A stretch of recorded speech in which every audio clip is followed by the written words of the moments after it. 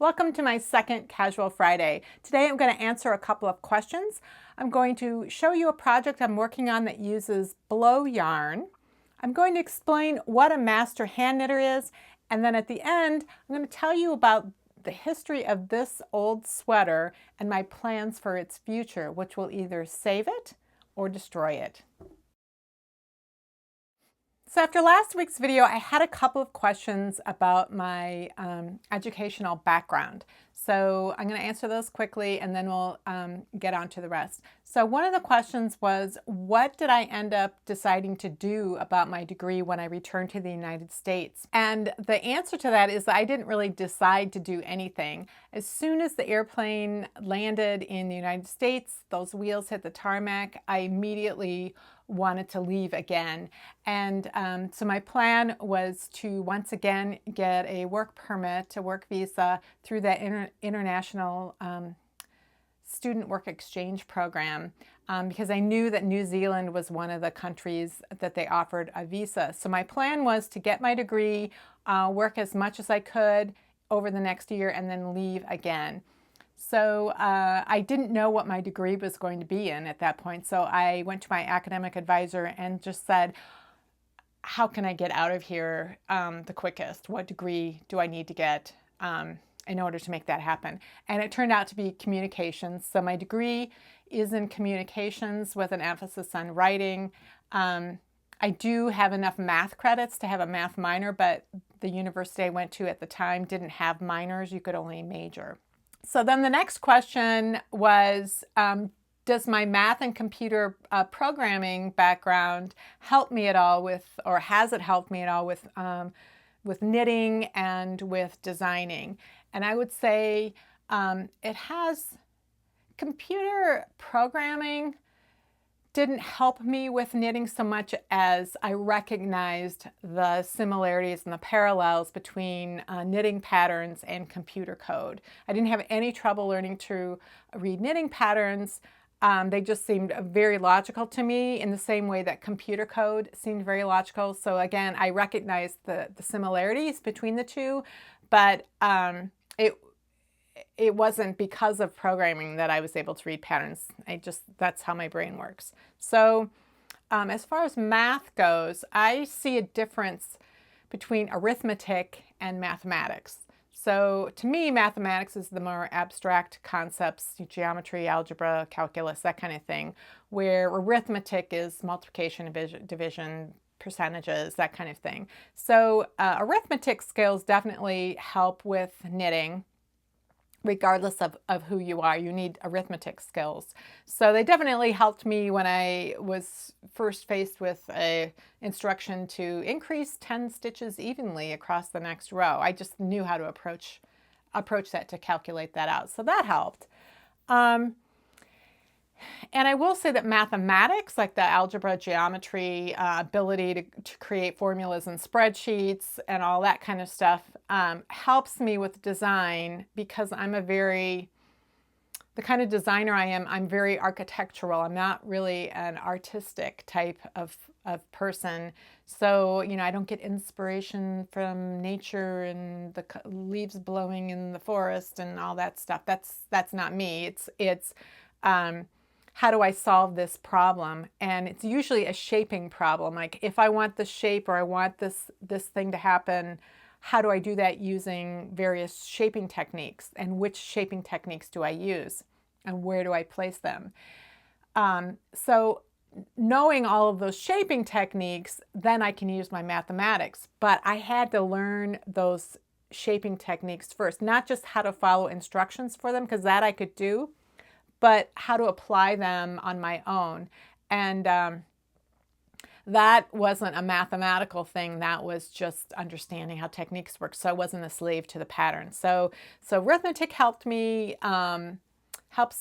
daily, and then the math helps me with design. But in order to design, I really needed to understand techniques. This is a project that I'm working on. It's called the Sasha wrap, I think. It's from Blue Sky Fibers, and the yarn I'm using is the one called for in the pattern. It's called Techno. I didn't know anything about this yarn. What I had decided to do was to, what I had done was I had offered to make my mother-in-law some sort of accessory as a holiday gift. And I agreed to meet her at a specific yarn shop here in town called Stephen B, where they're much more, it's a much more fashion, innovative type of shop than you might find in a standard yarn shop. And my mother-in-law is very fashionable. So we were going to meet there, and she ended up getting there before I did. And so she'd already picked out what she wanted. She'd gotten help. She picked out what she wanted. They had the yarn waiting at the counter. So I didn't know anything about it. And I just said, well, where's the pattern? And I got the pattern. And it's a very simple pattern. It's basically just a rectangle with, knit 12, purl 3 on the right side, and it has to be a certain length at a certain gauge and all of that. And then there's one buttonhole that has to be placed in a specific position. So it's very simple. It's really a beginner level project. A beginner could do it. And at the checkout, they said she said something to me about the yarn. She goes, "Oh, this is a really interesting yarn," and she's telling me about the fibers. I knew that there was silk and there was alpaca in it, and she said something about in the core of it and the outside of it, and I was just not really following what it was.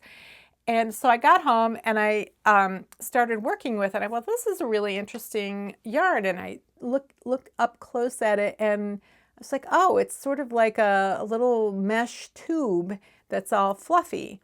And I was trying to figure out what she meant by the core. I didn't really understand it. So this yarn is called Techno, and I thought, well, that's kind of a weird name. But because I'm not, I don't usually work with this kind of a yarn construction. I'd never worked with a yarn construction like this. And this combination of fibers, and then the needle that they called for actually did work for me for gauge, which I was a little surprised. There were just a number of things that I was not quite sure of. And because it's a ribbed fabric, as I was working it, I thought, this feels a little stiff. I know that when I wash and block it, it will soften and achieve more drape, but it just felt a little stiff to me.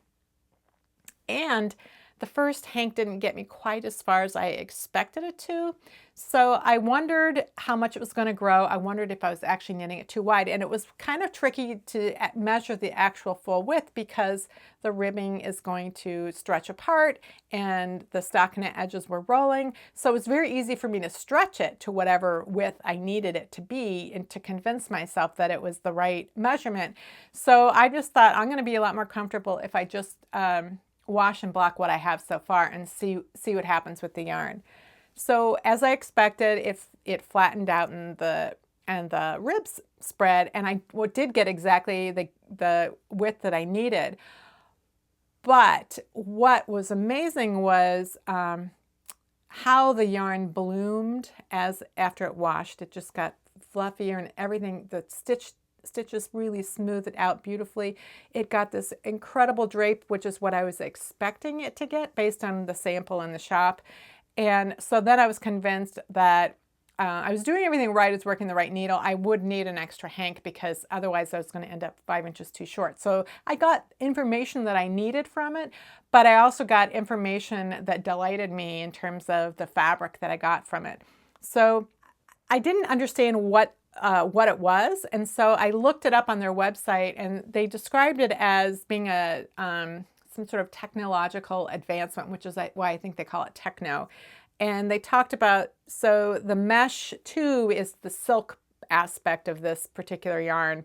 So the tube is made from silk, and then instead of plying the other fibers, they blow the alpaca and wool fibers into the tube, and then it kind of pokes out of the tube and makes the fluff. So I thought, well, that's really interesting. So then I had at least a keyword, blown. So I looked up blown yarn, and they actually call it blow yarn is what this type of yarn is called. And so this particular yarn, this Techno from Blue Sky Fibers, is a luxury yarn. It's expensive, but it's silk, extra fine merino fiber, wool, and baby alpaca. So the price point is understandable. But there are less expensive similar yarns on the market where the little mesh tube is made from nylon and then the alpaca is blown into it. And then there are even 100% synthetic fibers where it's a nylon tube and then synthetic fibers are blown into it. But what that allows, this kind of yarn construction, by blowing the yarns into it and they're contained in this little mesh tube, it allows you to have a very airy, lightweight, fluffy yarn for the yarn weight. And by yarn weight, I mean the thickness of it, not how much it actually weighs.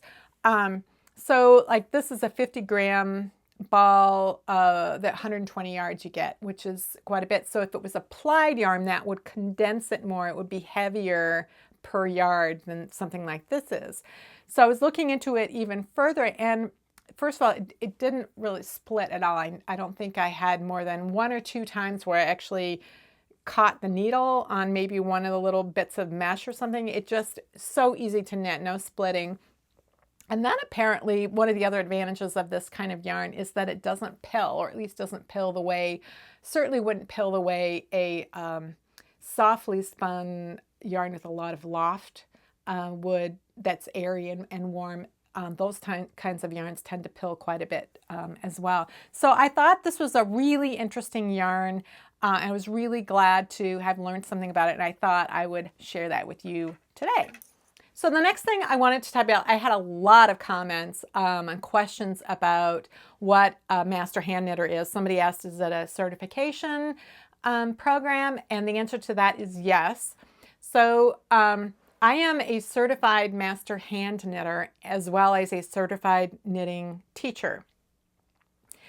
Now, nobody requires anybody to be a master hand knitter. It doesn't allow me to do anything. People often ask me that. Well, what does that allow you to do now that you're a master hand knitter? It allows me to do everything I did before, only a lot better, is really the answer. And then the certified knitting teacher, the only place that requires a the certification to teach knitting is Michaels here in the United States. It's a big box craft store. I've never taught at Michaels. I never intend to teach at Michaels. There's nothing wrong with Michaels. It's just not what I intend to do. But so I want to tell you a little bit about it's 2 different organizations. Each one does one of these certification programs. So I just want to tell you a little bit about each one, and I'll leave links down in the description below. If you have more interest in it, there's tons of information about both of these programs, especially the Master Hand Knitting program, available online. So the 2 organizations, one is called the Craft Yarn Council, and that was established in like 1982, I believe. It was in the early 80s. I think it was 1982, and it's a council of companies that a lot of them are manufacturers, but some of them are publishers. Also, the National Needle Arts Association with TNNA. TNNA is a member of it. Interweave is a member of it. There's another publisher, Leisure Arts is a member. There's 2 companies that produce a huge, most of the world's acrylic yarns. One's from Portugal, one's in Turkey. Lion Brand, Red Heart. So Clover, a lot of those companies that make products that you find in the big box stores, but some of them are found just everywhere throughout the knitting world. So their interest in educating knitters is because the more people there are who know how to knit and crochet as well, the more people there are to buy their books and magazines and patterns and needles and notions and yarn. So that's to their advantage that people know how to knit. And I believe years ago, Michaels joined forces with the Craft Yarn Council to create this Certified Instructor Program, CIP. And there's one for crochet and there's one for knitting, and there's 2 levels for each. The first level is the Certified Knitting Instructor or Certified Crochet Instructor, and those certify you at Michaels to teach beginner level classes and beginner level projects. And then the certified knitting teacher is the second level, or crochet teacher is the second level. And that certifies you to teach intermediate and advanced knitters or crocheters. And again, the only place that requires certification is Michael's. Like, I was teaching for a number of years at my local yarn shop before I even thought about doing that certification process. You know, the yarn shop owners know how to knit. They know their customers. Teachers tend to come from their customer pool. There's a lot more one-on-one interaction. So, but a big box store has a manager who's responsible for selling crafts in a wide range of areas, and they may or may not know how to knit, and they may or may not know how to assess a knitter. So it makes sense that a chain store like that would want some way to establish standards for the people they're employing to teach knitting. That's the Craft Yarn Council and the Certified Instructor Program. Then there is the Knitting Guild Association, and that is a nonprofit organization with a goal of educating knitters. So they were established in 1985 as the Knitting Guild of America. At that time, there were various countries around the world did still have guilds, but as a lot of them folded and people from other countries were doing the Master Hand Knitting program through the Knitting Guild of America, at some point they changed their name to the Knitting Guild Association. So they were founded in 1985 with the goal of educating knitters. And in 1987, they announced the Master Hand Knitting program. And the idea behind that is that it means something to be a master knitter. Like, if you are a master knitter, you can understand that that person has a certain breadth and depth of knitting ability, skills, knowledge, general knowledge about knitting, the history of knitting, about traditions. They can write instructions, they can design, they can write patterns, they can knit extremely well. All of those things combined is what a master knitter is. So it's sort of loosely based on the old European guild system that started in medieval times and went up through like the 19th century sometime. And in the European guilds, you were an apprentice for 7 years, then you became a journeyman, and you could be paid for your work, but you couldn't own your own establishment. And then if you were a master, you had to produce a masterpiece and paid money to the guild, and then the guild members would all decide if you could be a master too, and then you could run your own operation. So, and then journeyman, part of that is, you didn't have your own establishment, so you either had a journey or you had to travel to where you could work, or in some cases you actually had to spend several years traveling from place to place in studying under masters. So that was the old European guild system. So the Master Hand Knitting program is similar-ish in that, there's different levels, and then you're being evaluated by other master knitters in order to become a master hand knitter. So the way it is, the correspondence course, and it's 3 levels, and each level has a particular focus. So level 1, the focus is on tension and gauge and basic increases, decreases, basic stitch patterns, all of that kind of thing. The second level is on finishing techniques, so buttonholes, seaming, picking up stitches, pockets, all that kind of stuff related to finishing work. And then some more advanced color and texture techniques as well. And then the third level is focused more on really advanced stitch families, I guess, cast-ons and different types of cast-ons and bind-offs, and then on design and pattern writing. So there's an element of pattern writing, design and pattern writing in each level, starting with just designing a swatch with certain parameters and then writing the pattern for it. And then, that's gradually expanded throughout the program. So within each level, there's like 17 or 18 swatches that you have to knit. sometimes to very specific requirements. Other times with parameters, and you select the stitch patterns and then you have to write instructions for it. Anytime they don't give you the specific instructions, you have to write the instructions. So you have to learn how to write instructions without the use of video or pictures or anything. You have to do it in words. So then you have the pattern writing. So you're displaying your knitting techniques in the swatches, and then there's at least one project in every level as well. And so there's one project in level 1, there's 3 in level 2, and there's 2 in the third level. And in the third level, you have to design them. It's a sweater and a hat. One's Aran cables, the other is Fair Isle. You decide which is which. At the first level, they give you the pattern that they want you to make.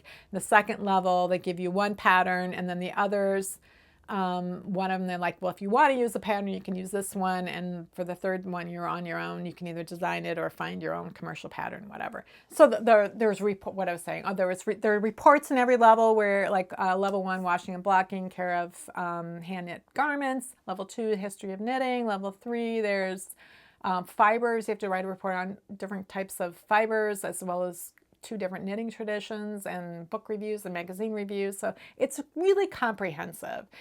So as you complete each level, everything has to be placed in a binder. I can show you.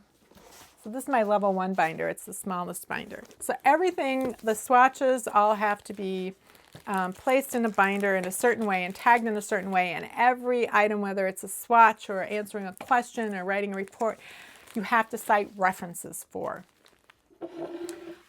You can't just say, well, I know this is true. So you have, like, here's the garter stitch swatch with knit 2 purl 2 ribbing. There were very specific instructions, and then I had to tag it with all the information about the yarn and the needle size and the reference for the techniques that I used in that swatch.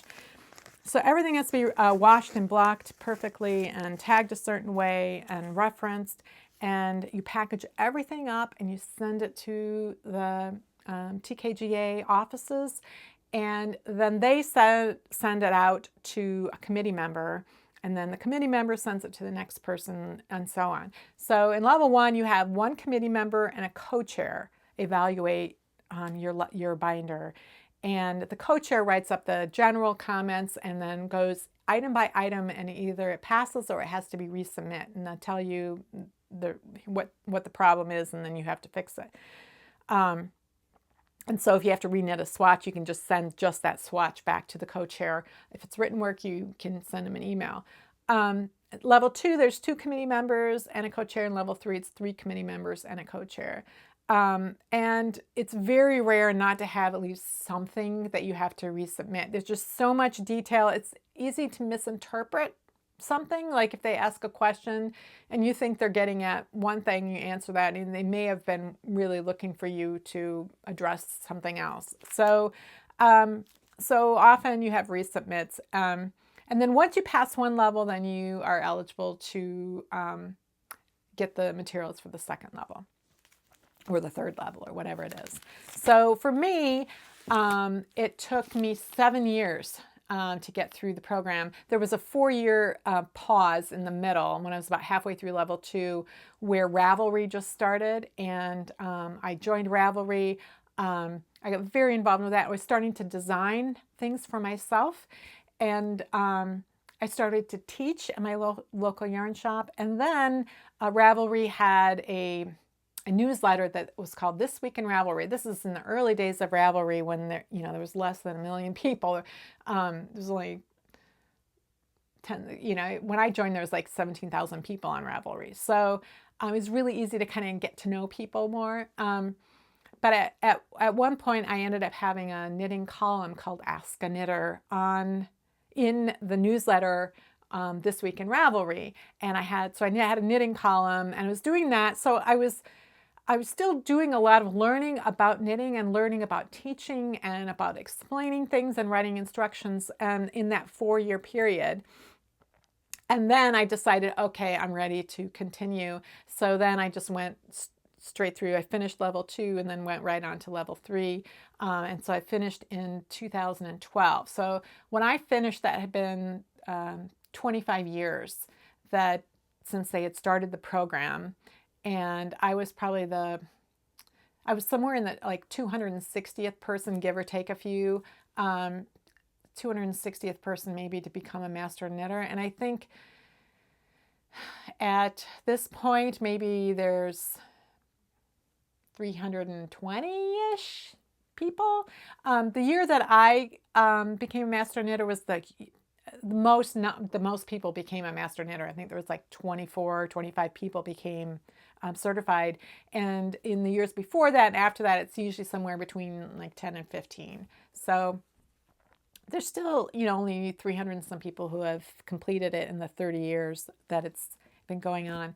So when I sent my level 3 binder in, that's when I did the certified instructor program. I wanted something to take up my time. And they have binders as well. I don't know where mine is. Is it this? Is this it? Yes. So this is my first level binder for certified instructor program. So again, there were some swatches, and there were things like you had to pick a project that would be good for a beginner. I don't think you had to design it yourself. I think you could choose a project that from somewhere. I just used the project that I was teaching my beginning class students, which is one I designed myself. And then you had to do lesson plans. And that's really why I did it. I wanted to kind of get feedback on my lesson plans and just, get a feel for what I was doing right and wrong. So with that program, you have a teacher that you're assigned. You send your binder to that teacher directly. Then they call you, they review your binder, they call you up, set up for a phone interview, and they go through questions like different scenarios that you might encounter in a classroom setting. What would you do if a person was left-handed, or something like that? I don't remember. So you answer those questions, and then you have to log a certain number of hours teaching. So it can be one-on-one teaching, like you can teach someone privately, or a friend or cousin or whoever. But I had already been teaching, and I was allowed to use the hours that I had been teaching in the previous, couple of years. I could use that. So it only took me like a week or two from, I did all the swatches in a weekend. That's not what would happen with the Master Hand Knitting program. But so I was able to do all the swatches in a weekend and then send it in. And I think the next weekend I had my phone interview, and I logged all my hours on their online system, and I passed level 1, and then I got the level 2 stuff and I did that one. That one you had to have a more intermediate, it's more advanced swatches and stuff that you had to do, and 3 lesson plans, and then a project, I think, for sort of a basic sweater. And I don't remember if you had to design that yourself or not, but I did. So I don't know. So that was the month of April 2012 for me, was that I did this program. And I was really glad I did. Actually, it was kind of fun. And the intent for that program also is to build up a selection of swatches that you can use in your classroom. By then, I'd been using my level 1 swatches for a few years for teaching classes. Here's what garter stitch looks like, here's what stockinette looks like. And so that's another purpose behind this binder situation. So, the last thing I want to talk to you about is this sweater, this Aran sweater right here. I knit this probably 1980? No, I did not knit in 1980. In 1990, give or take a year. And originally it was in, natural cream colored yarn, 100% wool. And I really liked it. There are a few things that I didn't like about it. There's, some mist-crossed cables on this, I think it's this sleeve. Is it this sleeve? Yes. There's some mist-crossed cables on this sleeve, which are really hard to see. And I have forgiven myself for that. But I never liked the seaming. When I made the sweater, I didn't really know how to seam properly. And this was in a pearl background. I think I either used whip stitch, or a lot of times I would use back stitch. And when I did that on the inside of the fabric, where it was a stockinette, on the outside I ended up getting this, I don't know if you can see, where is it? See this kind of ridge along the side. So I was self-conscious of that, particularly after I really learned how to seam, and I was like, oh. So I didn't like that. And then I think I had, been wearing this sweater for 10, 15 years, and then we were cleaning out the basement one time, cleaning a bunch of junk out of the basement, and I leaned on something, and it got dirty. And I just thought it was dust or something. So I washed it the way I normally would wash, just soaking it in wool wash. It didn't come clean. I tried it again. I take good care of my wool things. I couldn't get it clean. So all I could do was wear it around the house, or like if I was out raking leaves in the fall. And so I thought, what if I dyed it? What if I dyed it? Would that help? Now, so I went, I bought some dye, and I looked on the internet, how do you dye things, and I also thought I had nothing to lose. So I was willing to do a little bit more, take some risks with cleaning it that I wouldn't normally take because I had nothing to lose. So one of the things I decided was, well, when I wash my hand knit socks in the washing machine with my underwear and stuff, I just use liquid laundry detergent and they are fine. So what if I used liquid laundry detergent in the sink with the sweater? And then I was thinking, what about using a laundry additive? And some people were saying OxiClean, and other people, no, not OxiClean, that's the worst thing. So I was trying to sort things out because people have very strong opinions about this. And so I went to Target, and I was standing in the laundry aisle of Target, and I was reading the boxes and trying to figure out, do they warn about using any of these with wool? Do they mention wool at all? So I decided OxiClean was not something I was going to use. But I was looking at the 20 Mule Team Borax, and I was like, I'm going to try it.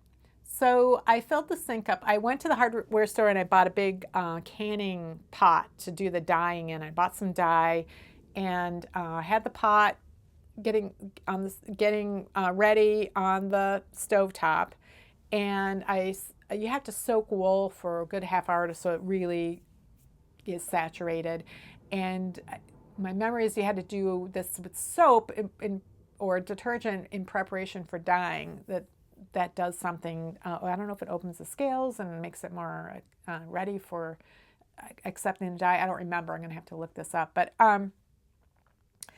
so I put it in there for like half an hour. I came back to the sink, and the sweater was clean. Like the stain was gone, and the bottom of the sink had all this dirt in it. I was like, oh my God, all these years, all this time I've been trying to wash the sweater, and then I put it in with the Tide and the borax, and all this dirt came out. And I didn't know if the sweater was ruined, but it was clean. And so I thought, okay, but now do I want to dye it? But then I picked this light color, and I thought, well, if I dyed a light color and it's still stained, it's going to make the stain darker. So I was like, oh. So I thought, I'm just going to try it because I had nothing to lose. The sweater's 15 years old. So I dyed it. And the dyeing worked pretty well. It almost looks like faded right here because of the high texture. So the dyeing did work, but I still hated the seams.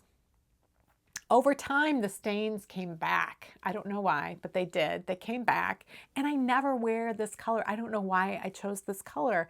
So, and then on top of it, this was from 1990. So the sleeves they're big. And there's just so many things about it, but it's still warm. It's in good shape otherwise. So this is what my plan is for this. I bought more dye, and I bought a larger quantity of it in a darker color. So it's like a navy blue or dark blue color that I'm going to dye this over. That way, if I'm not going to worry about the stains so much, and it'll hopefully just be dark enough to cover them. But the other thing I'm going to do is I'm going to go and I'm going to reseam these. I'm going to reseam all of this, and that's going to be my technique video for next week, is showing you how to seam reverse stockinette because it's not quite the same as seaming regular stockinette. It's a little different. So I'm going to do that on Tuesday, and then for next Friday I'm going to re-dye this sweater, and we'll see if I like it any better. The sleeves will still be big, but I think I can live with that. So that's it for today. Thank you for sticking with me on this, and I will see you next week.